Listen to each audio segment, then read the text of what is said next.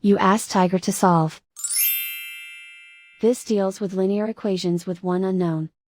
The final result is x equals 4. Let's solve it step by step.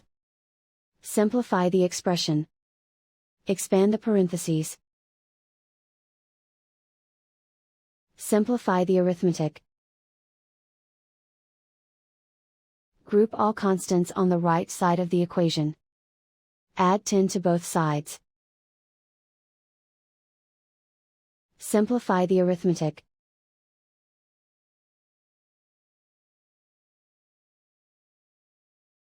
Isolate the x.